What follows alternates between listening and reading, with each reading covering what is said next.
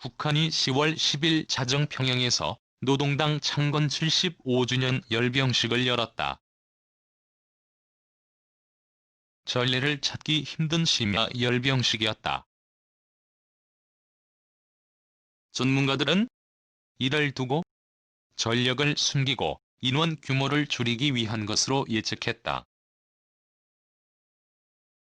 그러나 저녁에 공개된 열병식 영상은 북한이 자신들의 전력을 강조하고 선전 효과를 극대화하려는 것이며 최신 무기를 숨기거나 감출 의도는 전혀 없었음을 드러냈다.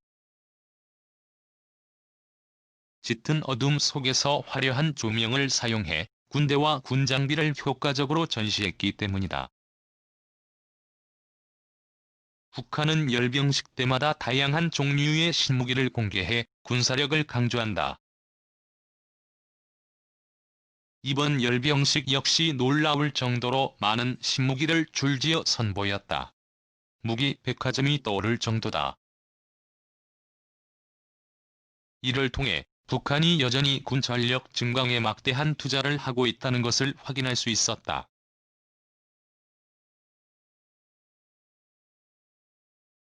그렇다면 이번 열병식에 등장한 신형 무기들은 어떤 특징을 가지고 있으며 각각의 무기가 우리 군에 미치는 영향력은 어떨지 살펴보자.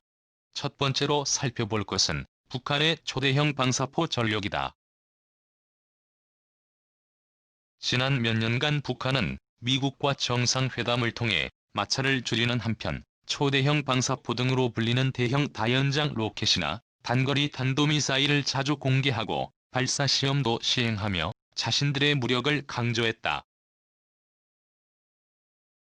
이번에도 북한은 이연장 단거리 전술 미사일, 북한판 이스칸데르로 보이는 이연장 단거리 탄도미사일은 물론 4연장 초대형 방사포, 6연장 대형 방사포 및 12연장 조종 방사포들이 공개됐다. 이에 더해 새로운 5연장 초대형 방사포도 선보였다. 이렇게 다양한 종류의 방사포를 운용한 이는 냉전 시기 구소련이나 현재 중국을 제외하면 거의 찾을 수 없다. 더군다나 북한의 경제 사정을 생각하면 이런 소품종 다종화 전략은 대량 생산과 유지 비용에 문제가 있을 것이 분명한 까닭에 군사 전문가들의 의아함을 자아낸다. 두 번째로 살펴볼 것은 보병 개인 장비다. 이른바 북한판 워리어 플랫폼이다. 북한은 김정은 정권 들어서부터 특수부대의 훈련 영상을 공개하는 등 특수부대원들의 전투력을 강조하고 있다. 동시에 특수부대원들에게 선진적인 장비를 입힌 모습을 전시하며 자신들의 군 현대화를 뽐내기도 했다. 이번에도 육해공 특수부대원은 물론 평양을 담당하는 경찰 특공대원에게 발전된 장비를 장착시켰다. 특히 주력 무장인 보총의 소음기, 웨폰 라이트, 레이저 표적 지시기, 망원경 및 조준경을 장착했다. 북한 특수부대원들에게 우리 군 특전사와 같은 풀옵션 자동 소총을 들게 한 것이다. 여기다 벨라루스에서 수입한 것으로 보이는 단원형 야간 투시경과 방탄복, 그리고 멀티캠으로 불리는 위장무늬 군복을 입혔다. 멀티캠 군복은 미군은 물론 한국을 포함한 많은 나라의 특수부대원들이 입고 있는 선진화된 개인 장비다. 언뜻 보기에는 우리 군 특수부대원과 구별이 되지 않을 정도로 비슷하다. 일부 군인들은 팔뚝에 군용 스마트폰으로 추정되는 장비와 무전기를 장착했다. 이는 우리 군도 아직 개발 준비 중인 보병용 전장 네트워크로 추정된다. 세 번째로 살펴볼 것은 신형 대공 무기들이다. 북한은 2016년 4월 번개 5호로 불리는 장거리 지대공 무기를 처음 공개했다. 러시아의 S-300과 중국의 HQ-9과 매우 유사했다. 이번 열병식에서는 이번개 5회 개량형을 공개했다. 기존 번개 5호는 방어력이 약한 일반 트럭에 장착되지만 개량형은 소화기 및 기관총에 대한 방탄 능력을 갖춘 새로운 차량에 탑재된다. 이 신형 대공 무기는 발사관의 모양은 기존 것과 유사하나 크기가 더욱 커졌다.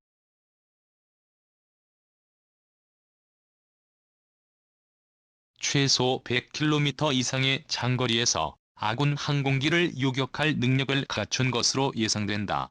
북한의 기술 수준에 따라서는 탄도 요격 가능한 것으로 추정된다. 또 다른 신형 대공 무기는 일명 북한 토르라는 별명이 붙은 중거리 지대공 미사일이다. 시리아와 아르메니아에서 실전을 치른 러시아제 토르 M2KM 및 중국의 HQ-17A와 생김새가 매우 유사하다. 이 미사일의 장점은 신속한 반응 및 독립성이다. 대형 지대공 미사일이 레이더 차량과 미사일 차량이 분리된 것과 달리 이 미사일은 미사일과 탐색 레이더, 추적 레이더가 모두 일체화돼 있다. 추정컨대 발달한 위상 배열 레이더 기술을 사용한 것으로 보인다. 또 미사일 수직 발사기를 갖춰 어느 방향에서 표적이 와도 빠르게 반응할 수 있다. 우리 군의 주의가 필요한 이유다. 네 번째로 살펴볼 것은 신형 대전차 장륜 장갑차들이다. 북한은 그동안 중국 WZ-551 장륜 장갑차를 수입하여 운용했다. 이번에 공개한 신형 장륜 장갑차는 WZ-551을 마치 미국의 스트라이커 장갑차와 유사한 모양으로 개조했다. 스트라이커 장갑차와 같은 볼트 체결식 부가장갑을 갖춰 기존 장갑차보다 방어력을 늘렸으나 그 성능은 제한적일 것으로 보인다. 122mm 야포를 개조한 무인풋 타평 자주포와 5연장 대전차 미사일을 장착한 무장은 매우 특이하다. 자주포형 장갑차는 스트라이커 MGS 대전차 자주포와 매우 유사해 보이지만 정작 탑재된 포는 대전차 능력이 매우 제한적이다.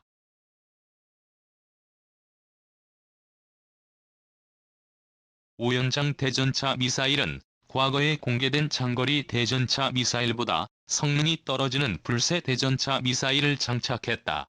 고성능보다는 2선급 무기로 사용될 가능성이 크다. 다섯 번째로 살펴볼 것은 북한의 신형 전차, 개량형 선군호다. 기존 북한군 전차와 매우 이질적인 그 모습을 보고 전문가들은 주체 에이브람스 등의 별명을 붙였다. 이는 북한이 그동안 구소련식 전차 설계, 즉 반구형 주조 포탑 설계를 주로 채택한 것과 달리 신형 전차는 각진 모양의 서방식 디자인으로 무척 튀는 모습이기 때문이다. 그렇다고 이 설계가 엄청나게 특별한 것은 아니다. 구소련도 아브직트 492 등 각진 용접 포탑을 설계한 적이 있고 북한도 천마호 및 폭풍호 등에서 용접 포탑을 선보인 적이 있다. 다만 이 각진 포탑은 구조상 내부에 장갑이 꽉 채워져 있는 것이 아니라 고경도 강판을 사용한 증가 장갑일 가능성이 크다. 작은 소형 포탑에 한 둘레 큰 외피를 씌워 방어력을 높인 것으로 보인다. 상부 장갑은 크게 강화됐으며 차체 장갑도 기존 전차보다 측면 장갑을 늘렸다. 슬랫 아머라고 불리는 철창형 부가장갑을 후면에 장착했다. 이는 우리 군의 공격 헬기 등 대공 공격을 의식한 것으로 해석된다. 자체는 보기준이 7륜인 신형 자체를 채용한 것으로 보인다. 개량으로 늘어난 중량을 감당하기 위한 것으로 짐작된다. 개량형 선군호의 중량은 50톤 이상으로 추측된다.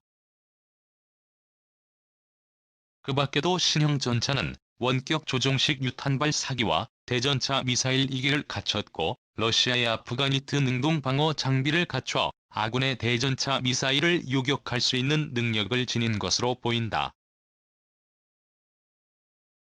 다만 전차포의 경우 기존 선군호, 폭풍호와 유사해 부족한 공격력 문제는 여전히 해결하지 못한 것으로 판단된다. 마지막으로 살펴볼 것은 신형 ICBM과 SLBM이다. 북한은 북미 회담 성사 후 ICBM 발사 시험을 하지 않았다. 하지만 개발은 계속해왔다는 것이 이번에 밝혀졌다. 열병식에 공개된 신형 ICBM의 경우 북한이 가지고 있던 화성-14, 화성-15 ICBM보다 더욱 커졌다. 미 본토 전역을 공격할 수 있는 능력을 갖춘 것으로 파악된다. 신형 ICBM을 탑재하는 차량은 바퀴가 무려 22개다. 러시아의 주력 ICBM 토폴-M 탑재 차량의 바퀴가 16개인 것과 비교했을 때 신형 ICBM의 규모를 짐작할 수 있다.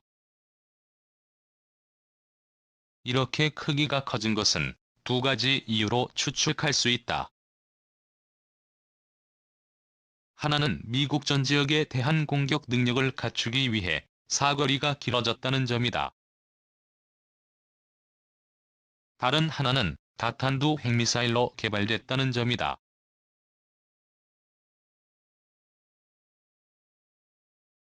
특히 신형 ICBM의 탄두 부분이 매우 두꺼워지고 탄두 뚜껑을 분리할 수 있는 추진 모터가 부착된 것으로 파악되는데 이 미사일이 대기권 밖으로 나온 뒤 탄두의 뚜껑을 분리하고 다탄두 미사일을 발사할 수 있을 것으로 추측된다. 북극성 -4A라고 공개된 신형 SLBM 역시 충격적이다. 2019년 10월 북한은 북극성 -3이라는 수중 발사 탄도탄을 시험 발사했다. 당시 사거리가 3,000km 이상으로 추정됐다. 10일 공개된 북극성 -4A는 북한 탄도미사일 특유의 탄소복합 소재 동체 재질이 북극성 -3과 동일하게 적용됐다. 길이에서는 차이가 없었지만 두께가 꽤 두꺼워졌다. 북극성 -4A는 미사일 끝 탄두 모양도 달라졌다. 이는 북극성 -4A가 북극성 -3보다 더욱 긴 사거리를 목표로 하기 때문으로 보인다. 대부분의 미사일은 사거리를 길게 하기 위해 길이를 늘려 로켓 모터의 연소 시간을 늘리고 저항을 줄이지만 북극성 -4A는 크게 뚱뚱한 모양이어서 개량 방식의 차이가 있다. 북한이 만들 수 있는 잠수함의 크기에 한계가 있어 잠수함에 실을 수 있는 길이로 미사일 크기를 억제하려다 보니 북극성 -3보다 더 뚱뚱해졌을 가능성이 크다.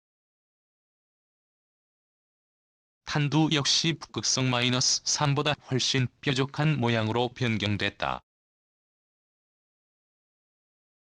뚱뚱해진 미사일의 공기 저항을 줄이기 위한 것으로 판단된다. 이번 열병식은 전체적으로 핵무기에 올인한 이미지를 벗고 핵과 재래식 전력을 같이 발전시키고 있으니 어떤 종류의 전쟁에도 대처할 수 있다고 큰 소리를 치는 정치적 행사에 가까웠다고 할 수 있다. 이 때문에 너무 많은 방사포 종류와 비효율적인 설계가 일부 들어간 무기, 주요 부품 혹은 외부가 가짜 모형으로 채워지는 등 실제 전력을 숨기기 위한 허세가 일부 들어간 것도 사실이다. 하지만 북한이 재래식 전력과 핵전력을 동시에 강화하고 있다는 메시지는 분명한 만큼 우리 군은 대응 방안을 진지하게 고민해야 할 것으로 보인다.